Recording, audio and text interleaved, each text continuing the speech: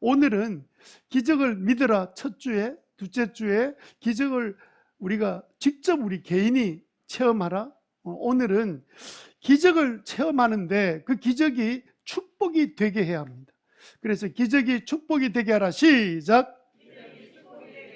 아멘. 자, 로또 복권 잘 아시죠? 예, 시작한 지 20년 되었습니다. 평균 1등의 당첨액이 17억 정도 된다고 통계가 나왔습니다. 1등 당첨자로서 제일 많은 금액을 받은 사람이 402억을 받았고요.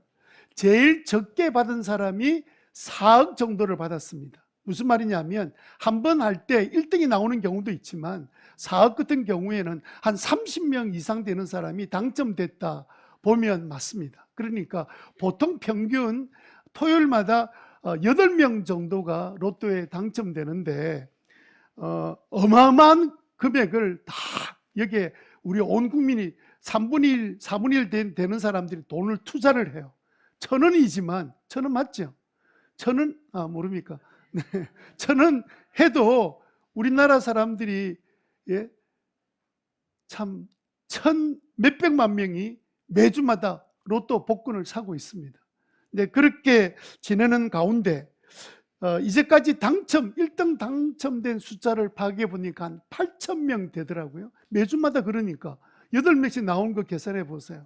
이제 그렇게 되니까 당첨을 다 이렇게 받은 사람들이 도대체 어떻게 살고 있는가를 나름대로 조사를 했는가 봐요. 그랬더니 그 중에 한 100명 정도는 그 당첨된 것이 자기에게 유익했다, 우리 가정에 그게 복이 됐다, 이렇게 말하고, 나머지 7,900명은 이 기적 같은 로또에 당첨이 되었으니까, 우리 부산으로 말하면 17억이면 평균이 아파트 3채는 살 수 있잖아요. 근데 부자가 됐는데 이 기적 같은 역사가 일어났습니다. 어마어마한, 이게요, 로또 당첨되는 게 프로테지가 어마어마하게 힘든 일인데 기적 같은 일이 일어난 거예요.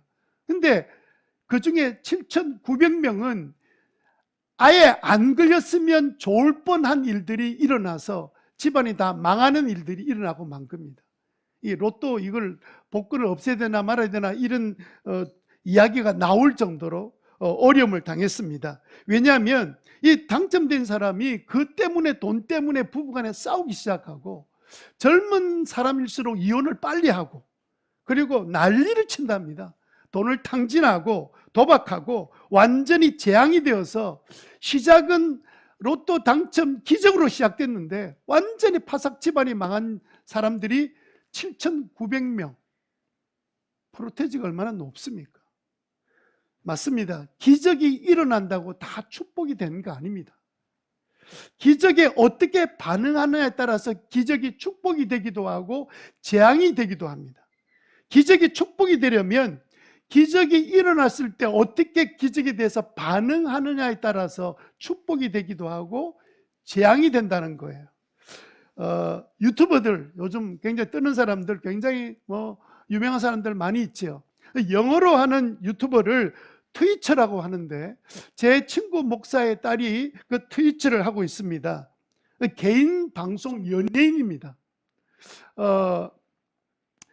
제 딸 그 이름이, 트위처 이름이 하추비인데, 원래 이름이 하은이거든요. 그래서 하추비 이렇게 해서 지금 그 트위처를 한 지 그렇게 아주 오래된 건 아닙니다. 몇 년 됐는데 지금은 전 세계 돌아다니면서 초청을 받고 찾아가서 서로 이제 혼자 하는 게 아니라 방송을 같이 하는 그 일을 전 세계 돌아다니면서 하면서 유명인이 되고 말았습니다. 우리나라에는 안 알려져 있는데 미국에 이런 데서는 하추비 이러면 이 유튜브 하는 이런 사람들을 너무너무 잘 알고 있는 인물이 됐습니다.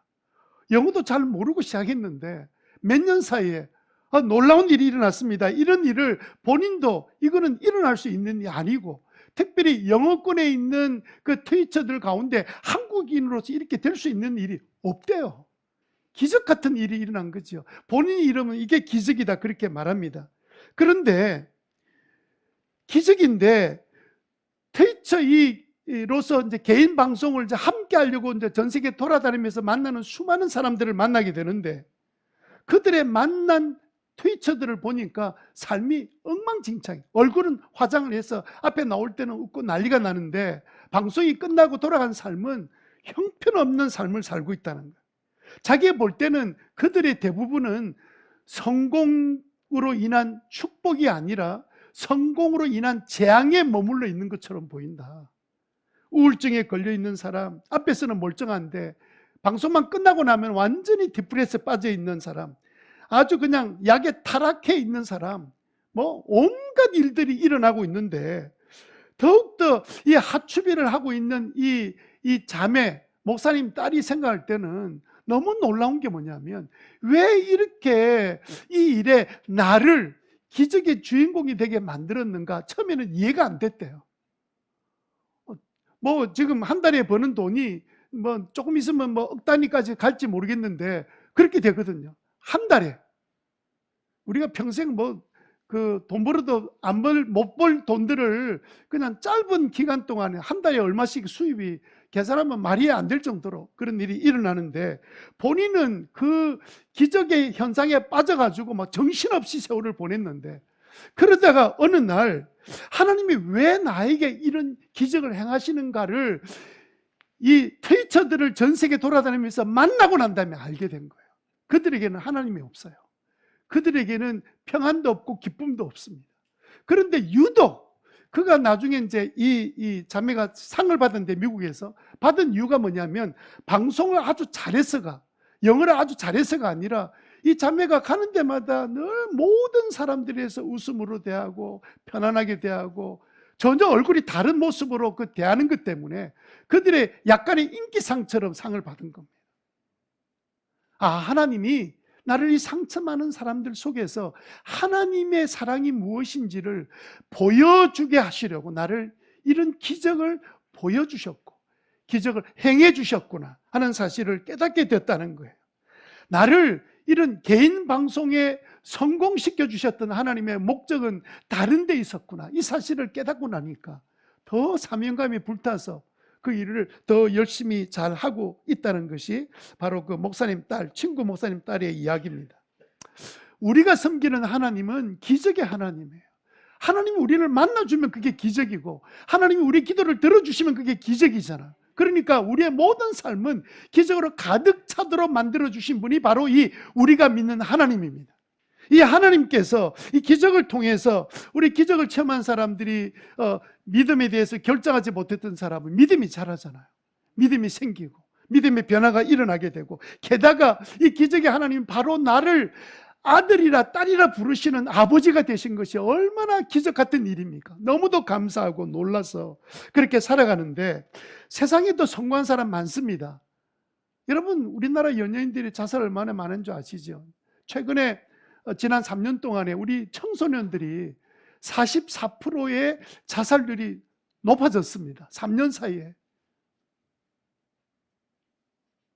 뭐 때문에 이렇게 될까요?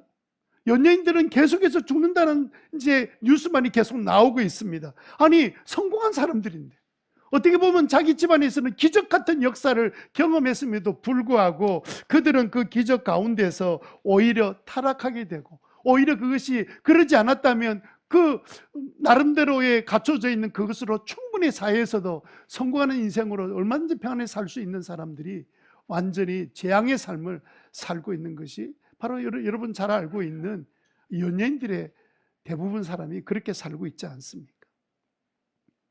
여러분, 우리들에게도 기적은 계속 일어나고 있습니다. 목장에서 기도하면 기도응답이 일어나잖아요.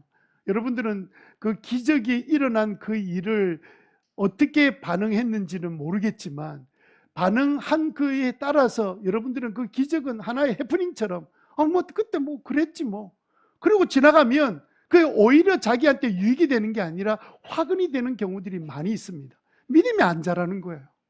기적을 처음하고도 믿음 안 자라는 사람을 너무 많이 봤습니다. 병에 걸렸을 때는 죽게 되니까 살려달라고 막 그렇게 기도하는 사람이 어느 날 기적이 나서 정말 치유가 일어났는데, 처음에는 막 기뻐서 뭐 어쩔 줄 모르고 좋아하고 막 이러다가 그 다음에 어떻게 반응해야 될지를 모르고 있다가 나중에 세월이 지나면 믿음 생활 안 하고 있는 거예요. 그럼 그때 기적은 뭐냐? 그럼 뭐 그냥 우연히 어떻게 하다가 된 거지 뭐. 다 우연히 된 거야, 우연히. 그 순간에는 하나님이 기적이다 이렇게 말했던 사람이 기적에 대한 올바른 반응을 갖지 않으면 결과적으로 하나님이 더 큰 축복을 주시기를 원하시는데 축복의 자리에 나가는 것이 아니라 오히려 타락하고 방종하고 교만하고 하나님의 은혜를 무시하는 잘못된 길로 가는 사람이 얼마나 많은지 모릅니다. 여러분들은 어떻습니까? 여러분도 그동안 많은 기적들을 체험했을 텐데 여러분들은 아마 기적으로 생각 안 하실 거예요. 아마 많은 분들이. 왜냐하면요, 올바르게 반응하지 않았던 기적들은 시간 지나면 그냥 잊혀져 버려요. 그냥 한번 일어났던 해프닝으로 끝나버렸어요. 뭐 그게 자기의 큰 믿음에 영향을 끼친 게 아니에요.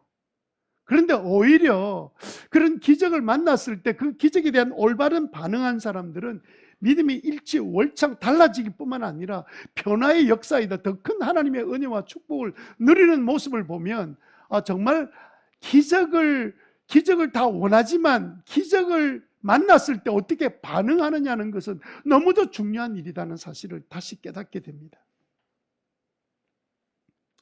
오늘 본문에 보면 이제 여러분 오늘 본문 보세요. 10명의 나병 환자들이 기적을 체험하는 사건이 나왔습니다. 10명이 다 함께 개인적으로 혼자 살 수는 없어요. 너무너무 힘들어요. 동네 마을에도 못 들어가요. 그냥 밖에서 외곽지에서 야산에서 들판에서 자기들끼리 모여서 서로 위로하고 이렇게 살다가 예수님이 오셨다는 소식을 듣고는 막 10명이 함께 우리 예수님께 가서 우리를 좀 도와달라고 하자. 그렇게 해서 10명이 예수님께 찾아와서 이게 선생님 우리를 좀 불쌍히 여겨주세요 하고 소리를 질렀더니 주님께서 저들을 보시고 불쌍히 여겨주셔서 그들에게 가까이 가셔서 말씀하셨습니다. 너희 몸을 제사장들에게 보여라. 이 말씀을 그냥 듣고 이들이 제사장에게 가는 길가에서 10명이 다 동시에 이 나병으로부터 치유받는 기적이 일어난 거예요. 여러분, 기적이 일어난 이 사건으로 사건이 끝나는 게 아닙니다. 우리는 목적을 이루었다, 기적이 일어났다 하고는 대부분 반응을 어떻게 하냐면 9명은 전부 다 두고 왔던 집으로 다 돌아가 버렸습니다. 그렇게 반응한 겁니다. 나았으니까 이제는 더 이상 뭐 예수님 찾아가서 도와달라고 말할 필요도 없지요. 나았으니까, 내가 원하는 대로 됐으니까. 그래가지고 다들 집으로 갔는데 그 중에 한 사람만이 예수님께로 돌아온 겁니다. 돌아와서 내가 이렇게 깨끗하게 나았습니다. 이건 전부 다 주님의 덕분입니다. 주님께서 나를 고쳐주셨습니다. 이렇게 감사하는 사람은 한 사람이었습니다. 물론 여러분 이 10명이 처음에는 기적이 날 때 다 기뻐하고 막 그냥 서로 놀래고 축하하고 서로 몸을 만져보고 그 진물이 나던 더러운 몸에서 냄새나는 몸에서 이제는 완전히 깨끗한 아기 살처럼 부드러운 살이 된 것을 보면서 얼마나 기뻤겠습니까? 어떤 사람은 까무러쳐서 자빠진 사람이 있는지도 모르겠습니다. 이런 일이 일어날 수 없으니까 꿈인가 생신가 뭐 서로 뺨을 꼬집고 막 난리를 났을 겁니다. 다 그렇게 했어요. 10명 다. 당연한 일이죠. 그런데 그리고 난 다음에 끝나버린 거예요. 목적을 다 이루었으니까 이제는 뭐 주님이 필요 없는 거죠. 이제 집으로 돌아가는 거죠. 그런데 그 중에 한 사람만은 주님께 돌아왔습니다. 그런데 여러분 그 다음 17절에 예수님의 말씀을 보면 예수님이 기적을 행한 이유를 우리가 알 수 있습니다. 17절을 같이 한번 읽어볼까요? 뭐라고 되어 있습니까? 10사람이 깨끗해지지 않았느냐? 그런데 9은 어디에 있느냐? 그럼 주님은 갈 때 이들을 치료할 거라고 작정하시고 치료하시고 난 다음에 뭘 기대하고 계셨던 거예요? 예수님은 당연히 올바른 반응을 기대하시는 거죠. 그런데 정작 찾아와서 반응을 보인 사람은 어떤 사람? 한 사람밖에 없어요. 그것도 이방 사마리아 사람밖에 없다. 10절에 보세요. 18절에 하나님께 영광을 돌리러 되돌아온 사람은 이 이방 사람 한 사람뿐이냐? 나머지 9명은 어디 갔냐? 여러분 주님은요 기적을 체험하고 난 다음에 올바른 반응을 하기를 원하셨는데 나머지 9명들은 그러니까 우리로 말하면 10명 기적을 체험해다 9명은요, 와, 놀라운 일이다, 기적이다, 감사한다, 대단하다 이러고는 그냥 그로 끝나는 거예요. 그리고 하나님께 가서 뭐 그 감사하다 표현할 마음도 없고 그냥 뭐 이제 문제 다 해결됐으니까 옛날에 문제 없었던 시대로 돌아가서 그냥 그렇게 살아가는 거예요. 그런데 그 중에 한 사람만은 왜 돌아왔습니까? 왜 돌아왔을까요? 자, 이제 앞으로는요, 우리의 삶 가운데 기적에 대한 기도가 계속 많아지기 때문에 기도하는 만큼 기적이 많아지게 돼요. 그런 역사들을 여러분 눈으로 보고 여러분들이 직접 체험하는 일들을 여러분 앞으로 경험하게 되고, 그리고 또 그 체험의 놀라운 은혜를 경험하게 될 텐데, 이 기적이 일어나는 것 이상으로 더 중요한 것은 뭐냐면 그 기적이 일어날 때 어떻게 반응할 거냐는 거예요. 오늘 본문은요, 우리들에게 기적이 일어나는 것을 너무 당연하게 전제하고 말씀하고 계시는 거예요. 왜? 예수님이 계시니까. 천지를 창조하신 하나님이 우리 아버지가 되시니까 우리에게 기적이 일어나는 것은 이상한 일이 아닙니다. 당연한 일이에요. 일어날 거고 계속 일어나고 있습니다. 그런데 이렇게 기적이 일어났을 때 체험한 것뿐만 아니라 체험한 다음에 내가 그 기적에 대해서 어떻게 반응했느냐가 너무너무 중요한 거예요. 왜냐하면 반응에 따라서 그것이 그때부터 재앙이 되기 시작하고 그것이 더 큰 축복의 자리로 나가는 길이기 때문에 그렇습니다. 그러면 여러분, 기적을 체험하고 올바른 반응을 하지 않으면 어떻게 될까요? 첫 번째 우리가 생각할 것은 재앙으로 끝납니다. 재앙으로 끝납니다. 한번 따라합시다. 재앙으로 끝납니다. 재앙이란 말은 뭐냐면 뜻하지 아니하게 발생한 불행, 그걸 보통 재앙이라고 말합니다. 뭐 재앙을 만났을 때 돌이킬 수 있으면 얼마나 좋겠습니까마는 재앙을 만나면 회복되기가 굉장히 쉽지 않죠. 왜 하나님께서는 우리에게 기적을 베풀어 주셨을까요? 우리가 하나님 앞에 도움을 구하고 은혜를 구해서 간절히 기도했는데 왜 하나님께서는 우리의 기도를 들으시고 기적을 베풀어 주셨을까요? 왜냐하면요, 우리는 기적이 일어나지 않으면 하나님의 말씀을 안 믿는 경향이 있습니다. 하나님 믿기는 어디 있어? 안 믿어요. 그래서 하나님께 일부러 죽을 만큼 내버려 두셔요. 물론 우리가 저질러 놓은 일이죠. 가는 대로 내버려 두세요. 방탕하든 뭐 방종하든 내버려 두세요. 그런데 그 상황 가운데서 결국은 하나님 아니면 나는 방법이 없습니다. 하나님 찾으면 그 하나님이 마치 우리를 기다리고 있었던 것처럼 그 일에 은혜를 베풀어 주시는데 그 순간이 기적이 일어나는 순간이죠. 그러면 왜 그렇게 하셨을까요? 주님은 기적을 통해서 하나님이 계신다는 것을 깨닫게 해주신 거예요. 깨닫고 그로 끝나는 게 아니라 기적은 그것의 모든 축복의 시작에 불과하거든. 이제 마음을 열게 만들어 놓으시고 그 다음부터는 이렇게 해서 놀라운 일들을 이뤄가도록 만들어 가시는 것이 주님께서 하시는 일입니다. 여러분, 당장 우리는 기적이 일어나서 내가 옛날처럼 되기만 소원하는 자리에 머물러 있지만 하나님은 그렇게 하지 않으세요. 하나님은 이 기적을 통해서 하나님을 믿고 더 하나님이 주시고 싶은 영원한 것, 기적은 잠시잖아요. 여러분, 예수님 계실 때 그 안진뱅이들을 일으켜 주셨습니다. 왜요? 보지 못하는 사람의 눈을 열어주셨습니다. 왜요? 나병 환자의 몸을 깨끗하게 만들어 주셨습니다. 왜요? 죽었던 나사로를 왜 살려놓으셨습니까? 왜 그랬을까요? 그러면 그들은 나중에 안 죽었습니까? 그들은 어떤 사람은 10년 후에, 어떤 사람은 20년 후에, 지금 말하면 다 모든 사람 잊어버린 오래전에 이미 그들은 다 죽음을 맞이했습니다. 그러면 결국 나중에 죽을 것을 5년, 1년, 10년 그렇게 더 연장시켜 놓으신 이유가 뭐예요? 하나님이 계신다는 것을 깨닫고 하나님을 통해서 이 땅에 임시 한번 해프닝처럼 일어나는 그 사건으로 끝나는 게 아니라 영원하고 영원한 하나님의 축복과 은혜를 우리에게 주시고 싶은데 아무리 설명해줘도 깨달음이 없으니까, 받아들이지 않으니까. 그래서 예수님께서 이 땅에 오셔서 수많은 기적을 통해서 예수님이 하나님이시라는 사실을 알려주신 거죠. 왜요? 그걸로 끝나게 하려고요? 아니요. 하나님께서 영원한 축복을 우리에게 주시고 싶어서 주님께서는 단 한 번에 일어나는 그 일시적인 현상으로 끝나는 것이 아니라 영원한 것으로 만들어 주시려고요. 그런데 우리는 뭐에 관심이 있냐면 오직 그 한번 일어나고 말 그 기적에만 관심이 있는 거예요. 그리고 정작 그 기적을 일으키신 하나님에 대해서는 전혀 관심이 없는 거예요. 그래서 기적을 통해서 하나님에 대해서 관심을 가져라, 믿음을 가져라. 너에게 줄 더 큰 축복과 은혜가 가득 차 있다. 이렇게 자녀에게 주고 싶은데 마치 어린아이처럼 그냥 먹고 마시는 먹는 것에 아이가 정신이 빠져 있는 것처럼, 노는데 정신이 빠져 있는 것처럼, 아버지의 마음을 이해를 못하는 거예요. 아버지는 좀 대기업 총수인데 아이는 맨날 그냥 먹는 것 타령하고 이래 쫓아다니고 있으면 부모가 얼마나 마음이 기가 차겠습니까? 왜 우리는요 오직 그냥 그 기적이란 자체에만 집중하고 원하고 기뻐하고 그러다가 말까요? 그것은요 우리의 탐심 때문에 그렇습니다.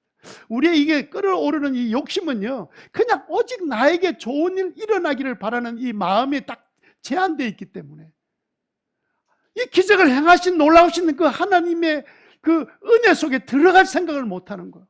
내가 이렇게 어떻게 하다 잘 된 거지, 내가 꼭 이거 가지고 하나님께 내가 기도하고 하나님께 감사하고 살아야 될 이유가 뭐야? 그 자리에 다 머물러 버려요. 그래서 교회 안에 지내는 동안에 많은 사람들이 질병에서 주님 앞에 나와서 도움을 구하고 기도해서 치유마음을 받고 난 다음에 다시 옛날로 돌아가서 오히려 더 한 번 성령의 비침을 받고 난 다음에 타락한 사람은 돌이킬 수 없을 정도로 더 심하게 타락한다는 성경 말씀처럼 더 안 좋게 돼버립니다. 그래서 여러분 기적을 우리가 체험하게 되었을 때는 기적의 기쁨도 누리게 되지만 더 중요한 것은 그 기적을 행하신 하나님을 향한 올바른 반응을 보이는 것이 너무도 중요한 것이죠. 역대하 32장 24절에 보니까 이런 말씀이 있어요. 히스기야가 왕입니다. 병들어 죽게 되었습니다. 그리고 선지자들이 찾아와서 당신이 이제 곧 죽을 거니까 하나님 데려가실 거니까 준비하라고 하십니다. 그래서 그 말씀을 들었어요. 그랬더니 히스기야가 성전에 올라가서 간절하게 눈물을 흘리면서 하나님 앞에 벽을 향하여 주님 앞에 간절히 기도했습니다. 하나님 저를 살려주십시오. 제가 주님을 위해서 지금까지 얼마나 애쓰고 노력하고 믿음으로 살리고 했었습니다. 정말 믿음으로 살아왔거든요.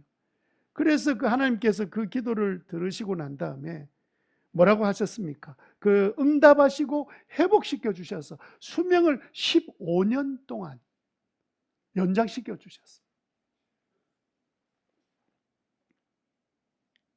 그런데 기적이 다 일어났을 때 얼마나 대단했겠습니까? 왕인데 어떤 잔치를 벌였겠습니까? 근데 그는 어떻게 반응했을까요? 하나님 앞에 25절에 보니까 이렇게 반응합니다. 다 같이 읽어보겠습니다. 25절 시작. 그러나 히스기야 교만하마 하나님의 진노가 히스기야와 유다 백성과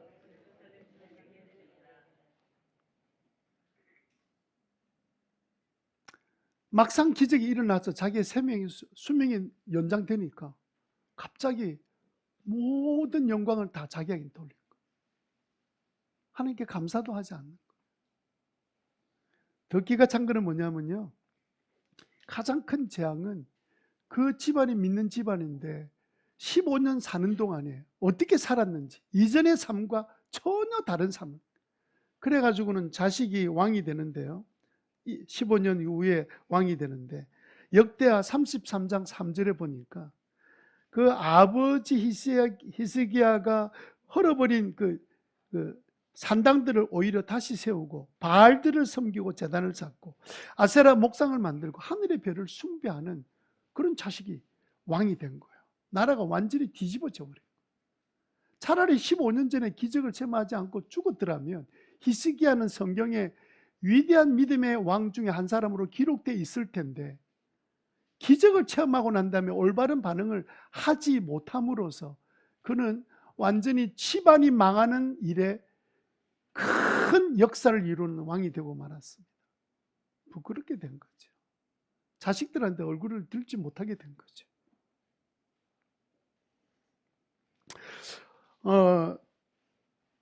2년 전에 그 남편과 로또 1등 당첨금 사용처를 두고 다투다가 남편을 살해했던 그 부인이 징역 12년 중형을 선고받는 사건이 창원에서 있었습니다.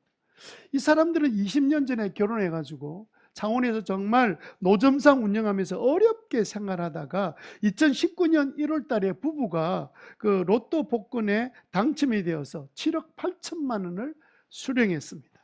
그들에게는 큰 돈이었습니다. 그들은 정말 기적 같은 일이었습니다. 그런데 그 가난한 그들에게 기적이 되어야 될 그 기적이었던 그 돈이 축복이 아니라 재앙이 되고 말았습니다. 그 후로 남편이 말을 할 때마다 굉장히 거칠게 말하더니 이 남편이 아내 몰래 창녕 쪽에 땅을 많이 산 거예요. 땅을 산 거예요. 싼 땅이겠죠. 근데 그걸 아내와 말하지 않고 나중에 아내가 알게 된 겁니다. 그래서 막 말다툼이 일어났어요. 이 경상도 사람들 뿔뚝 성질 있잖아요. 갑자기 남편이 화를 내더니 다용도실에 가서 망치를 들고 그래 와가지고는 내 죽을래! 이렇게 막 협박하고 위협을 하니까 사실 그런 마음이 있었던 건 아닌데 허나 그냥 막 따지고 막 이렇게 하니까 막 협박한다고 망치 들고 딱 이러니까 갑자기 그 여자가 남편의 속을 꽉 깨물고는 그 망치를 빼앗아서 그 머리부터 시작해서 20번을 때려서 즉사시키고 말았어.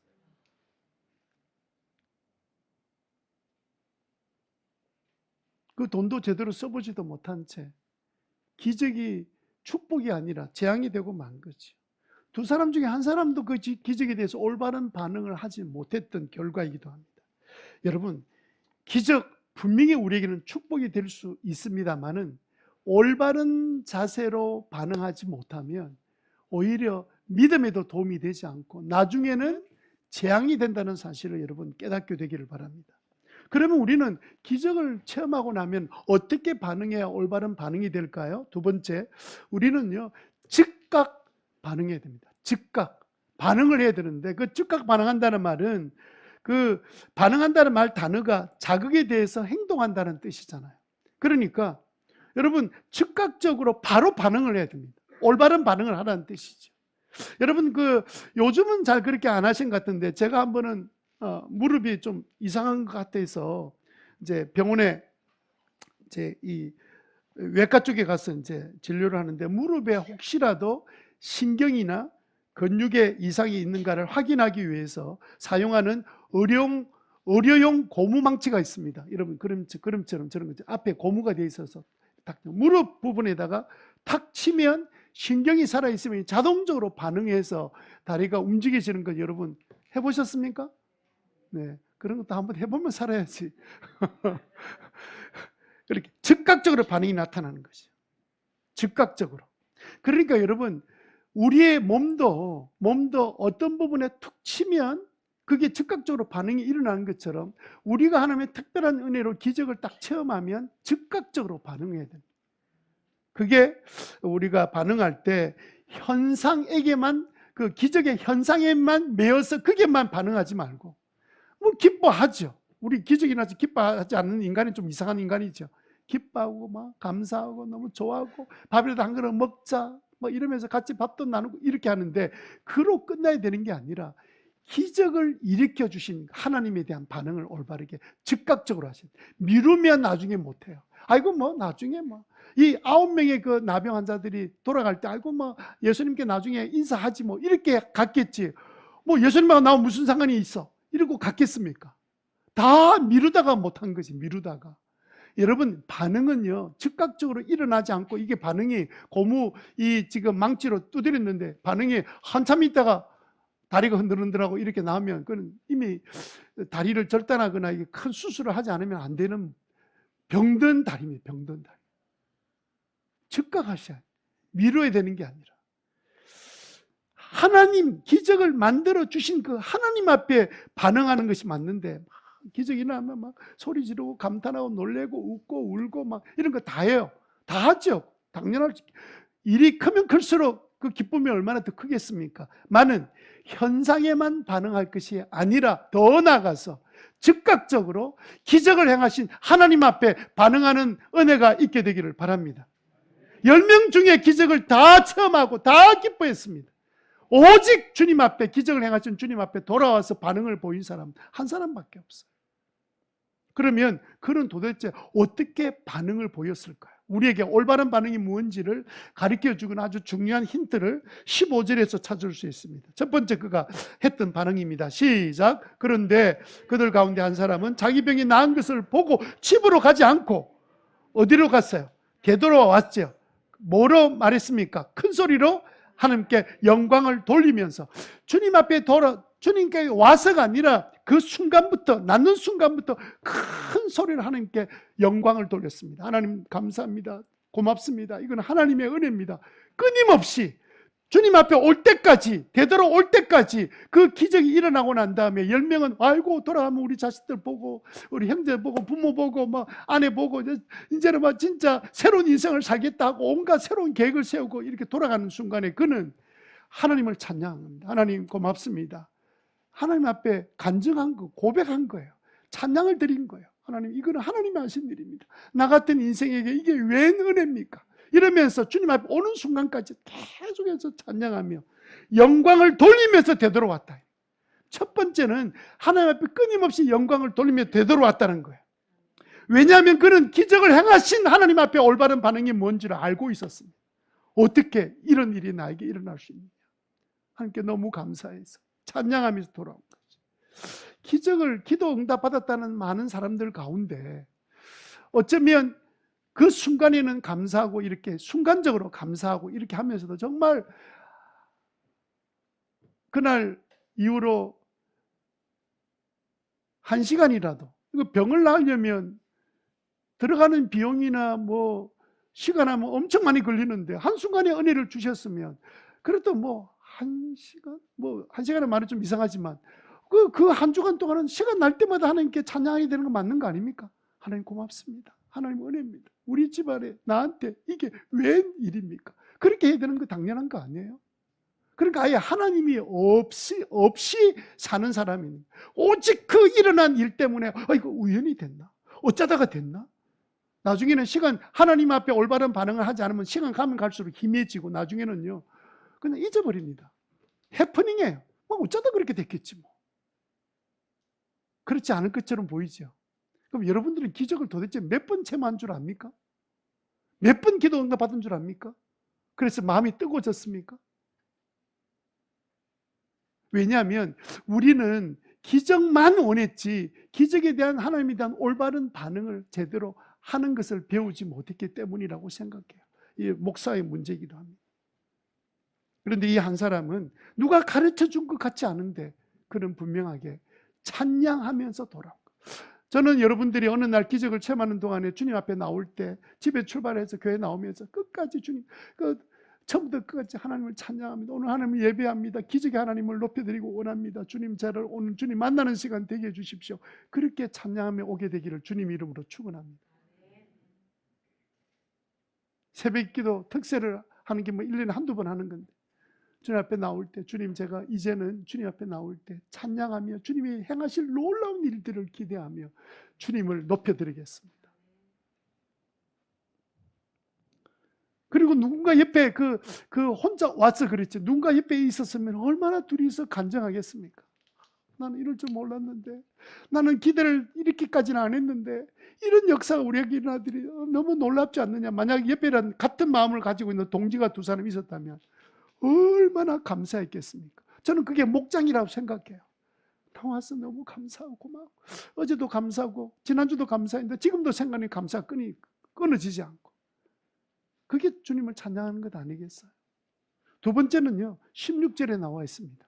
그가 보였던 두 번째 반응 시작. 예수의 발 앞에 엎드려 감사를 드렸다. 그러니까 직접 기적을 행하신 주님 앞에 나와서 엎드려 감사를 드린 거예요. 엎드려 감사를 드렸어요. 시간을 이 양반이라고 집에 가고 싶지 마음이 없었을까요? 그럼에도 불구하고 나는 집에 가는 거 어차피 나는 가족에게 버림받고 살아온 지 세월이 긴데 이 은혜를 베풀어 주신 주님 앞에 나가서 내가 감사해야지 이런 마음을 잊지 아니하고 주 앞에 나와 감사를 드렸습니다. 여러분 우리가 기적을 체험하고 나면 이렇게 목장에서 나누는 것으로 끝내는 게 아니라 주님 앞에 우리가 때로는 어떤 분의 표현은 감사의 예물로, 어떤 사람은 내가 이제부터는 시간을 들여서 내가 시간의 일부분을 주님 앞에 봉사하고, 내가 정말 힘들고 어려운 사람을 위해서, 내가 그렇게 고통했던 그런 일을 당하는 사람들을 위해서 내가 그들에게 소망을 심어주고 복음을 전하고, 내가 더욱더 주님 앞에 기도하는 일에 힘쓰는, 그래서 주님이 베풀어 주신 그 은혜에 대해서 나는 믿음으로 살아야 되겠다라고 결단하는 것이 주님에 대한 올바른 반응이 아닐까요?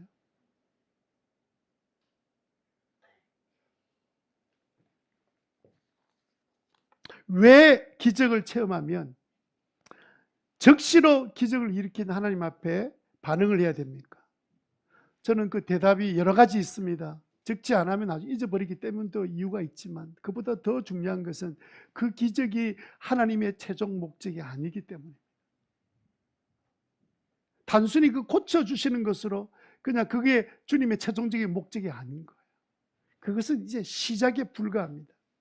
주님은요, 그 기적을 통해서 내가 너를 왜 기적을 베풀어 주었는지 그 뜻을 알고 내가 너에게 주고 싶어하는 그 엄청난 영원한 축복을 마음껏 누리는 사람 되었으면 좋겠다. 여러분 자녀가 아프다 합시다. 그냥 이게 아픈 게 보통 아픈 게 아니라 힘들어서 병원에 데려가고 몇 달 동안 아이를 돌보고 잠자다가도 깨어서 아이가 아픈 걸 보고 이렇게 해서 많은 동안에 치료하다가 치료가 됐다 합시다. 그러면 내 할 일을 다 끝난 겁니까? 내가 이제는 아픈 아이를 이제 아프지 않도록 돌려낸 것으로 내가 아버지가 할 꿈이나 소망이 다 끝난 겁니까? 아니죠. 그동안 치료한 목적이 뭐였습니까? 이제는 지금부터 내 아들이 정말 보람 있는 인생으로 살았으면 좋겠다. 그게 목적 아니에요? 여러분들은 아프면 자식 낳는 게 목적이고, 그 다음부터는 뭐 어떻게 살든지 나는 아무 상관없다. 그래요?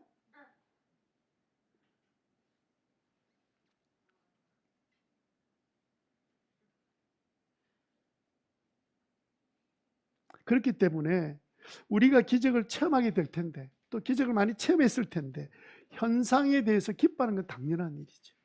그런데 거기에서만 머물러 있지 말고 기적을 일으키신 하나님 앞에 감사하는 성도들이 되시기를, 표현하는 여러분이 되시기를 주님 이름으로 축원합니다.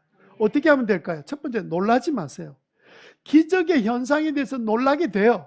그런데 여러분, 그게만 너무 놀라지 말고 그냥 그 기적을 인해서 기뻐하고 함께 외치고 찬양하고 이렇게 하면서 시간이 지날 때 잊어버리는 것이 아니라 그 주님에 대해서 기억하고 사는 거예요.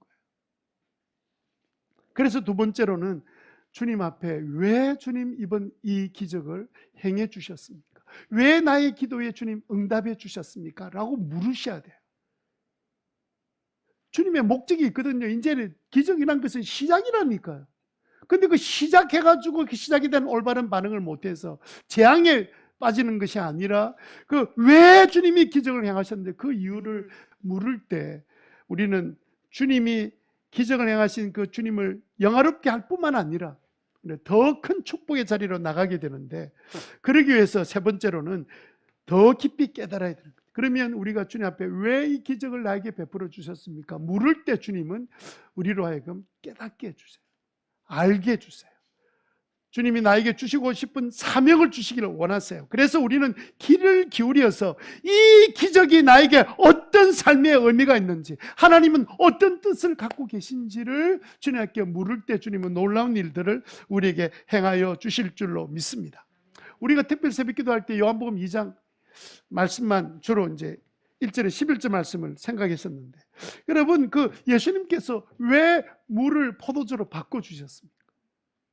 왜 그 기적을 행하셨습니까? 그 이유가 뭡니까? 오늘 본문에 그 요한복음의 본문에 보면 왜 예수님이 물을 포도주로 만들어 주셨나요? 그냥 단순히 그날 결혼 잔치에 부족한 것을 채워주기 위해서? 물론 그게 기적의 현상이에요. 그래서 그들은 잔치를 재밌게 잘 끝냈습니다. 은혜롭게 잘 끝났습니다. 그런데 정작 11절 마지막에는 잔치가 잘 끝났다 이런 표현은 온데간데 없고 기적의 원래 목적을 설명하고 있습니다. 11절 같이 한번 읽어봅시다. 시작. 자기 영광을 드러내시니 그의 제자들이 그를 믿게.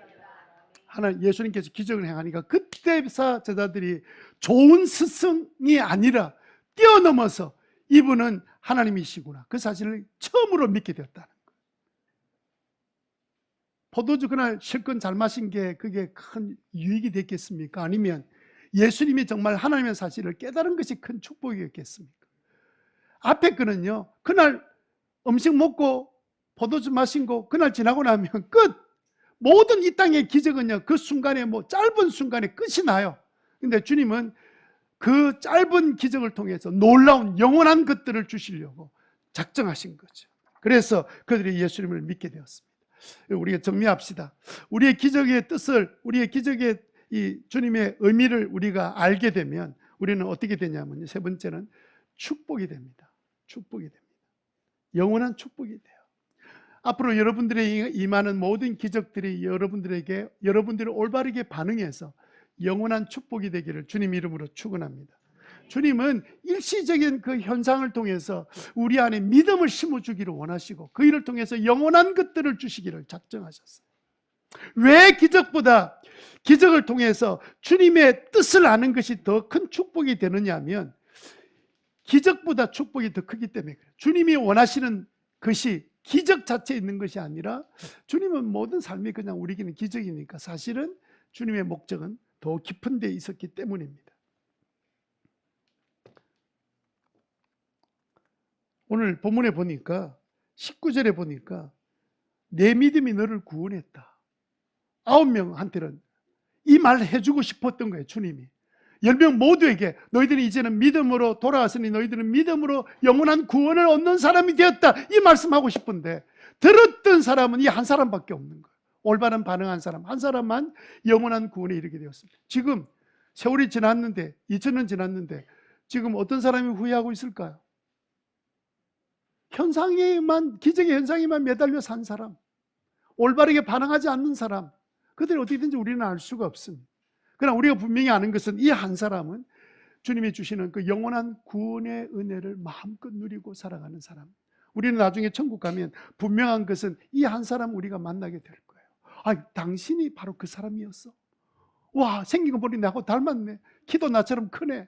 이러면서 만나가지고 막 이렇게 교제하고 기뻐하겠죠.